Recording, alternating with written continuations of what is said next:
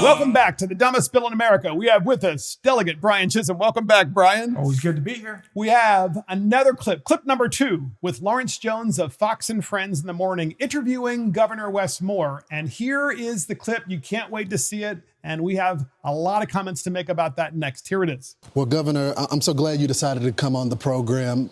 I know you care about your community, and I care about mine as well. And I'm hoping that we can get to some resolutions on how we can come together to make this happen.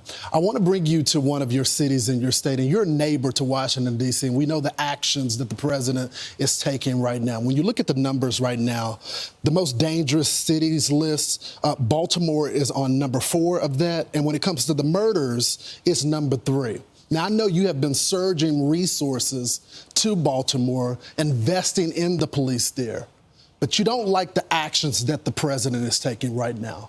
Why?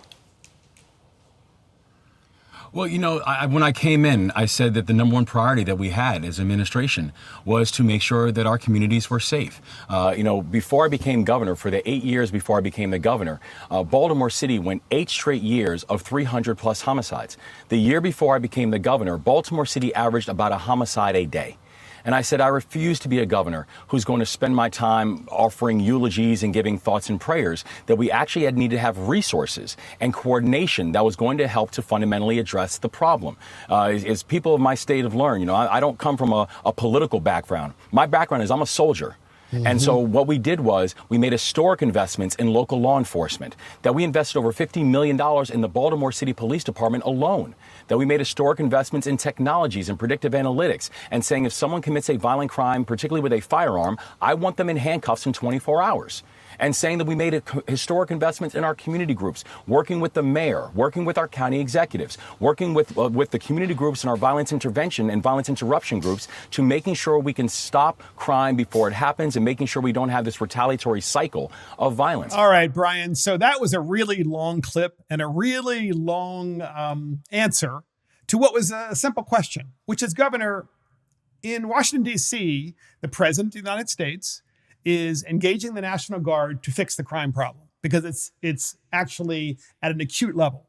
In Baltimore, it also is, because it's the 4th most dangerous city and the 3rd largest with, did I get that right? Yeah, third highest murder rate. Third highest murder rate in the country. And so Wes Moore, instead of saying, yeah, that's what we should do because there's an emergency here, he gives this really long answer. It's like more word salad. Thoughts? Right.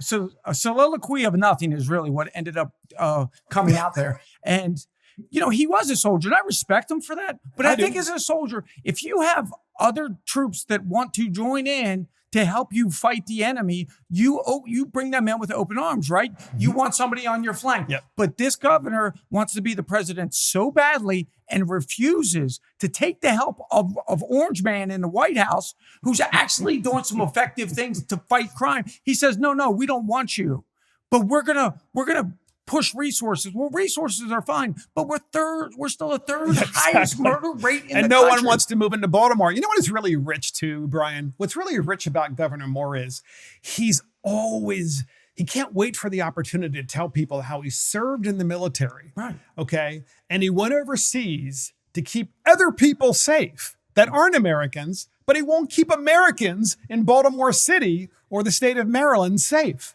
because he won't send in the National Guard to do so. So it's like, yeah, of course we think it's great that he served his country. How about serving your state, Governor? How about, as you just said, Brian, all he cares about is playing politics with Donald Trump, because Governor Moore wants to be president of the United States. He doesn't care what he leaves behind. And what he's leaving behind is mayhem, because people in Baltimore they're just beside themselves. That's right. And if you read the rest of the scorecard, he talks about, fighting crime or fighting murders in Baltimore City. But what's happening is it's bleeding out into all the surrounding counties. Yes. I'm from Anne Arundel County. We're sitting in Anne Arundel County right now. Anne Arundel County is seeing a surge of violent crimes, gang crimes, murders, because these people are now, right? A lot of these are kids. Yeah. So I mean, we can push all the money we want towards the Baltimore City Police Department, and God bless them. That's a tough job.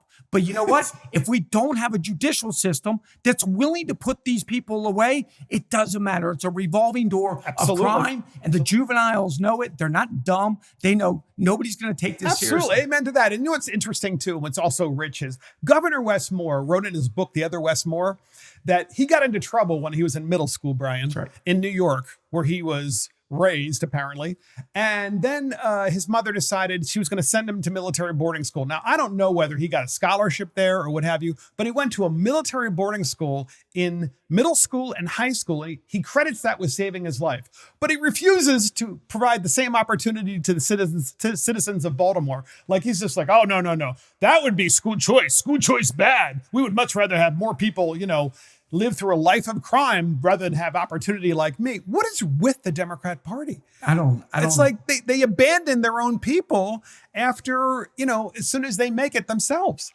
But it's almost as if they know what the right answer is, but they feel like if they give that right answer, they're yielding up their own power. So they don't like to turn over their own power. Exactly. So now we have created generational poverty in Baltimore City. Yep. And look, I feel bad for a lot of those kids that are born. They don't have the family unit. They have no accountability. No parents or no dad in many cases. That's right. And what they go into is a state of helplessness where they feel like the only way out is to commit crimes because that's all they know. And the governor knows this, I am sure. He understands it. I agree. But he refuses to say, let's have real accountability and let's turn this around like my life was turned around, like my mother turned my life around, but refuses to do it now for his own people. I couldn't say it better. And that's the dumbest bill in America, which really is the dumbest governor in America. See you next time.